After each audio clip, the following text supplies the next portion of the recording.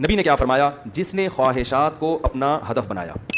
کہ میں یہ خواہش یہ خواہش یہ خواہش یہ بھی ہو جائے یہ بھی ہو جائے، تو آپ نے کیا فرمایا؟ کیا اس کی خواہشات پوری ہو جائیں گی؟ کیا وہ خوشیوں میں آ جائے گا؟ نا نا نا نا نا نا، یہ پیغمبر کہہ رہے ہیں، اللہ کے سچے پیغمبر، وہ کبھی بھی خوشیوں میں نہیں آئے گا۔ فرمایا اس کو کیا سزا ملے گی؟ جعل اللہ من کانت الدنیا ہمہ جعل اللہ فقرہ بین عینیہ، دولت کے پیچھے بھاگے گا نا تو اللہ اس کے سامنے فقر و فاقہ کا خوف رکھ دیں گے۔ سمجھ رہے ہو؟ دولت کے پیچھے بھاگ رہا ہے، آ یہ مل بھی رہی ہے، لیکن خوف کیا ہوگا کہ یہ مجھ سے چھن نہ جائے، اس بات کی ٹینشن، یار یہ ختم نہ ہو جائے، یار یہ چھن نہ جائے، یار کوئی کاروبار کو نقصان نہ ہو جائے۔ بڑے بڑے کروڑ پتی فیکٹریوں کے مالک آتے ہیں، کہتے ہیں کہ لاشعوری سا خوف ہمیں ستاتا ہے،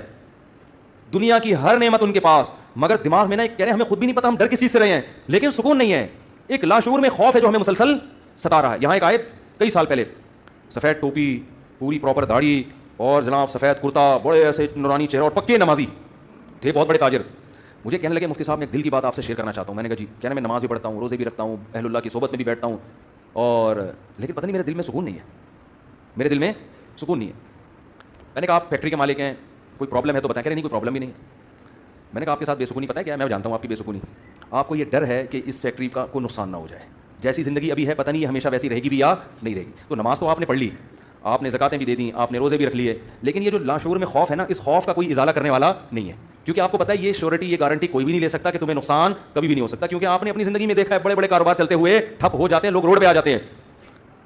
کہہ رہے ہیں بالکل آپ صحیح کہہ رہے ہیں، مجھے یہی خوف ہے۔ میں نے کہا اس خوف کا یہ علاج نہیں ہے کہ آپ اپنے کاروبار کو ہر طرح سے سیو کر لو، یہ تو وہ تو کرنا تو چاہیے سیو، لیکن یہ علاج نہیں ہے۔ میں نے کہا اس کا علاج یہ ہے کہ آپ یہ فرض کر لو کہ یہ چھن گیا آپ سے سب کچھ، ابھی برباد ہو گئی، اللہ نہ کرے فیکٹری میں آگ لگ گئی، اب ہوگا کیا؟ کہنے کیا ہوگا؟ میں نے کچھ بھی نہیں ہوگا، صبح 2 پراٹھے آپ پھر بھی کھاؤ گے، رات کو سونے کے لیے چھپڑا آپ کو گندے نالے پہ یا فٹ پاتھ پہ مل جائے گا، کوئی بات نہیں، انجوائے کرنا، دنیا مسافر خانہ ہے، رہنے کی جگہ بولو نہیں، ہماری بیسک ضرورت ہے، جب شدید بھوک لگے، بھوک برداشت نہیں ہوتی ہے، کھانے کو روٹی مل جائے، یہ بیسک ضرورت ہے، نیند آئے تو سونے کے لیے جگہ مل جائے۔ یہ نیند ایسی عجیب چیز ہے، آپ اگر نہیں سونا، ایک وقت آتا ہے کہ آپ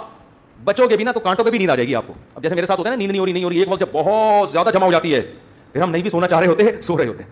میں ایک دفعہ سفر میں آ رہا تھا، بڑا لمبا بس کا سفر تھا، سونے کا ٹائم ہی نہیں ملا، تو جب ہم سکھر تک پہنچے نا، پرانی بات ہے 20-25 سال پرانی، تو میں ایسا سویا ہوں، کبھی اس کے اوپر جا کے دھڑام سے گر رہا ہوں، اٹھا رہا ہے بھائی کیا کر رہے ہیں مولوی صاحب، پھر جب ادھر پکڑ تو دھڑام سے اس کے اوپر گرا، کہہ رہا ہے مولوی صاحب تمیز سے بیٹھو یار، پھر ادھر میں جاگنے کی کوشش کر رہا ہوں، لیکن یہ اللہ کی رحمت ہے کہ جو چیز ضروری تھی وہ اللہ نے آپ کے اوپر مسلط کر دی۔